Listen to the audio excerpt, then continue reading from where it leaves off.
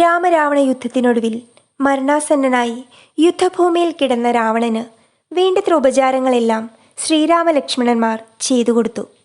തദവസരത്തിൽ താൻ മനസ്സിലാക്കിയ ചില ജീവിത പാഠങ്ങൾ രാവണൻ ശ്രീരാമലക്ഷ്മണന്മാർക്ക് ഉപദേശമായി നൽകി. വേദശാസ്ത്ര പണ്ഡിതനായ രാവണൻ രാമലക്ഷ്മണന്മാരോടായി പറഞ്ഞു: നല്ലത് ചെയ്യാൻ വൈകരുത്. നല്ലത് ചെയ്യണമെന്ന ആഗ്രഹം എനിക്കുണ്ടായിരുന്നുവെങ്കിലും പലപ്പോഴും അത് നാളെ ചെയ്യാം എന്നു കരുതി ഞാൻ വൈകിച്ചു.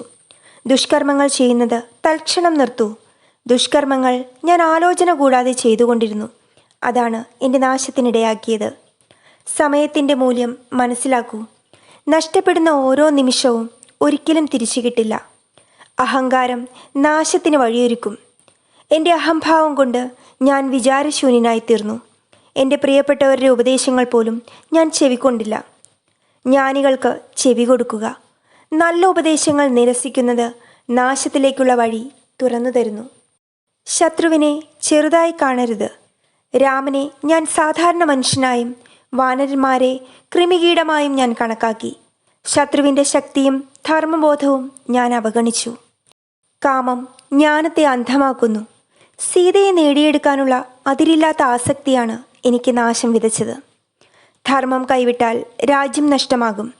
ഞാൻ ഒരു കാലത്ത് ധർമ്മപരനായ ഭരണാധികാരിയായിരുന്നു. എന്നിലെ അഹംബോധം ധർമ്മബോധത്തെ കീഴ്പ്പെടുത്തി. ഒടുവിൽ എല്ലാം നഷ്ടമായി. രാജാവിൻ്റെ മഹത്വം അവൻ്റെ നീതിയാണ് എന്ന് ഇപ്പോൾ ഞാൻ മനസ്സിലാക്കുന്നു. തൻ്റെ മഹത് വചനങ്ങൾക്കുമൊടുവിൽ മഹാശിവഭക്തനായ രാവണൻ പഞ്ചാക്ഷരിയിൽ ലയിക്കുന്നു.